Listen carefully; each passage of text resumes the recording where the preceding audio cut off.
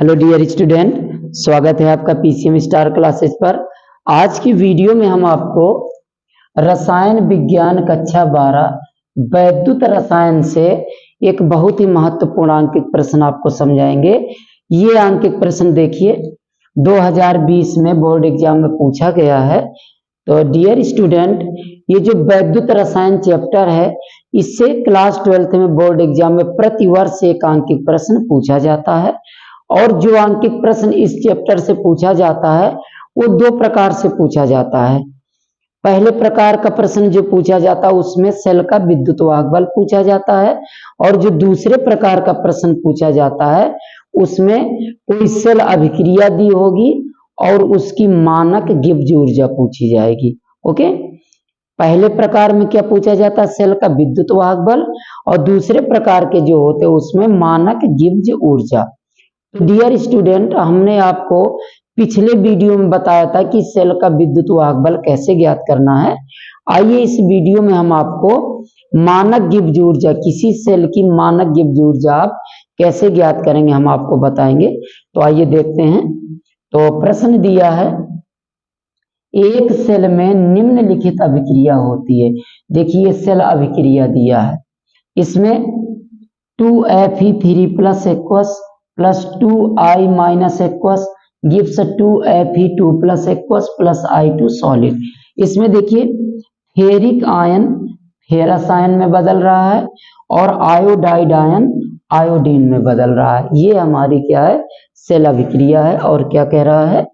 इस सेल का 298 केल्विन ताप पर E0 सेल का मतलब कि सेल का विद्युत वाहक बल कितना है? 0.236 वोल्ट है। इस सेल अभिक्रिया की मानक गिब्ज ऊर्जा क्या ज्ञात करना आपको? मानक गिब्ज ऊर्जा ज्ञात करना। बहुत इंपॉर्टेंट प्रश्न है। तो आइए डियर स्टूडेंट, कैसे हल करना है इसको देखते हैं।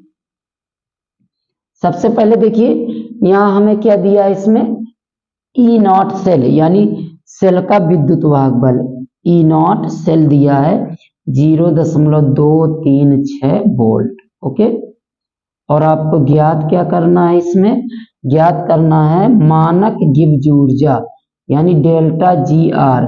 मानक गिब्ज ऊर्जा को हम डेल्टा GR से व्यक्त करते हैं। ओके, तो डियर स्टूडेंट, मानक गिब्ज ऊर्जा डेल्टा GR का फार्मूला होता है -N E0F। क्या होता है? डेल्टा GR इक्वल होता -N E0F। ओके, यहाँ जो F है वो फैराडे नीतांक है। क्या है? फैराडे नीतांक, और इसका मान होता है F इक्वल 96,500 कूलाम। 96,500 कूलाम होता है इसका मान। ओके, और E0 क्या है? सेल का विद्युत वाहक बल है। अब यहाँ पर स्मॉल n, देखिए प्रत्येक सेल में दो अर्ध अभिक्रियाएं होती हैं, और उन अर्ध अभिक्रियाओं में जितने इलेक्ट्रॉनों का आदान प्रदान होता है उनकी संख्या क्या कहलाती है? n कहलाती है। ओके, अब आइए, यहाँ आपको F पता है, E0 पता है, केवल n नहीं पता। तो n कैसे प्राप्त करेंगे? बहुत ही आसान है।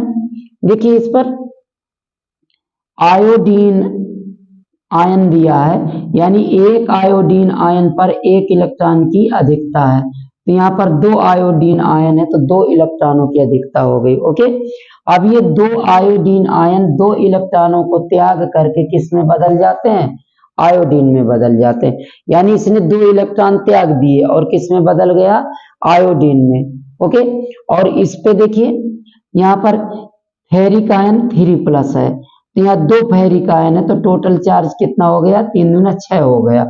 और यहाँ पर फेरस में जब बदलता है तो टोटल चार्ज कितना? 2 दूनी 4। एक फेरस पर कितना? 2+ है तो 2 फेरस आयन है तो 2 दूनी 4। तो देखिए 2 आयोडीन आयन थे, उन्होंने क्या किया? 2 इलेक्ट्रॉन त्यागा, और यहाँ फेरिक आयन 2 इलेक्ट्रॉनों को ग्रहण करके किस में बदल जाता? फेरस आयन में। यानी 2 इलेक्ट्रॉनों का आदान प्रदान होता है। किस प्रकार? देखिएगा, आप यहाँ साइड से लिख सकते हैं, जैसे 2 आयोडीन आयन है। ओके, तो ये 2 इलेक्ट्रॉन त्याग देते हैं और किसमें I2 में बदल जाते हैं 2 इलेक्ट्रॉन त्याग करके, क्योंकि एक आयोडीन आयन पर 1 इलेक्ट्रॉन की अधिकता है, तो 2 आयोडीन है तो 2 इलेक्ट्रॉनों की अधिकता होगी, तो वो दोनों इलेक्ट्रॉनों को त्याग देते हैं और किस में बदल जाते हैं आयोडीन में।